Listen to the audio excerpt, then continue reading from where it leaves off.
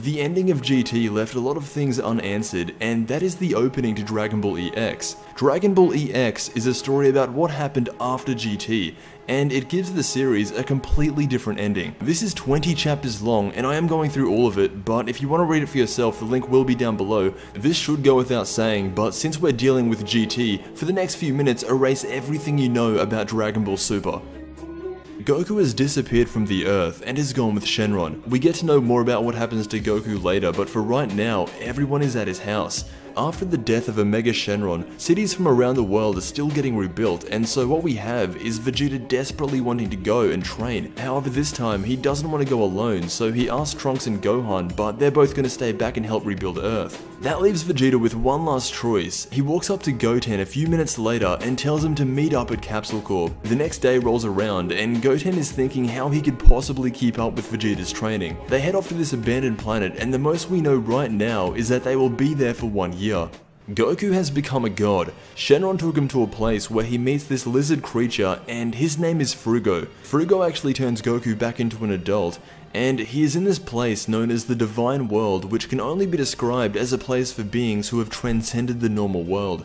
While Goku gets established in his new role, 12 months have passed since Vegeta and Goten went to train. Vegeta has become a Super Saiyan 3, and it's the same with Goten. A nice touch is that since it's been a whole year, Vegeta's hair has grown back to what it normally is, and Goten looks like he did at the end of Z. It then cuts back to Goku, and instead of him training, he is meditating. All of a sudden, something comes over him, his arms are on the top of his head, and his eyes change. And before anyone goes Goku Black 2.0, this story was created in 2009, and so the idea of a corrupt Goku was never seen before. Everything will get explained as the story goes on, but basically while he was meditating, someone fused with him, and whoever fused with him wants to get rid of the Dragon Balls. So right now Goku's in two minds, but the stronger of the two minds is the one in control. Right now this new Goku is trying his best to figure out how to use the instant transmission. He's searching for the highest battle power from around the universe, and by total accident he runs into Vegeta and Goten. Not much comes from this, but Goku does get a sucker punch in on Goten, but as soon as he does, he picks up on where he really needs to go. He arrives on New Namek, and as you would guess, all the Namekians are happy to see the guy who killed Frieza. However, as soon as he arrived, he destroys the planet, and all the Namekians are now gone. Except one. Dende had a feeling that something like this would happen, and to make sure he kills every Namekian capable of creating Dragon Balls, Goku kills Dende. Gohan was the first person to sense the immediate danger, and while in his business suit, he takes off to find his father. Goku meets him halfway, and Gohan can tell this isn't his father. They begin to fight, with Goku transforming into a Super Saiyan 4.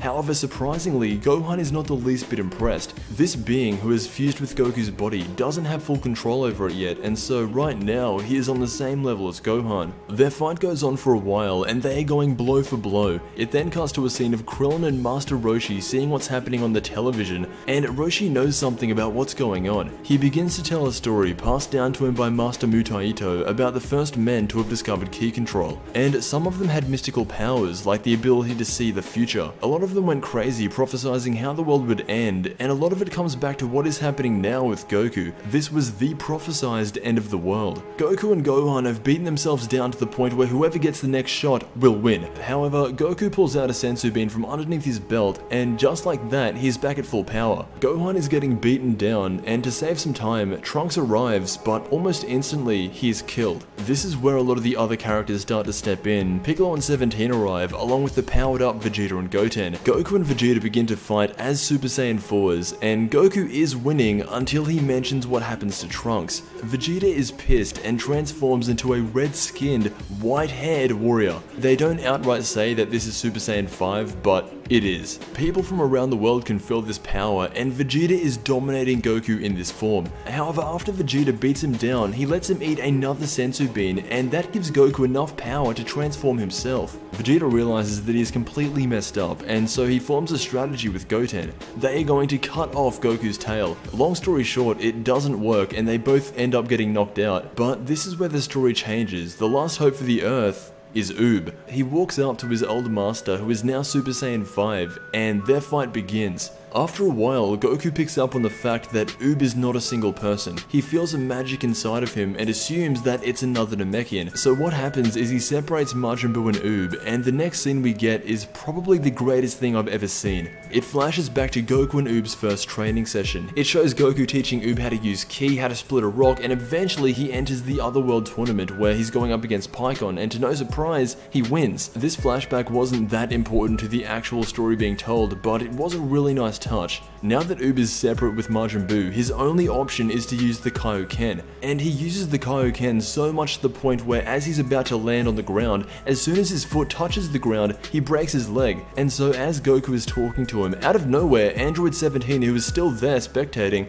comes undetected and slices his tail. This takes away his Super Saiyan 5 power, and at the same time, it gives normal Goku some control over his body. Goku only has a short time, so he gives Uub the final Sensu Bean and tells him to completely destroy his body. Uub is the only one powerful enough to do it, but he really doesn't want to. And so he lies to Uub and says once he dies, Uub can visit him in Otherworld. However, since Goku transcended into an actual god, once he dies, he will no longer exist. Goku says that the being who fused with him has an even greater plan than getting rid of just the Earth and Namekian Dragon Balls. So Uub fires out a Kamehameha, and sure enough, Goku is gone. Like always, he died with a smile, but that's it. Goku is gone, and now so is the threat. Uub starts using instant transmission to try and find where Goku's body is, but he can't. Goku isn't just dead, he's gone. Uub is flying around Snake Way trying to find any trace of Goku, but the page just goes blank.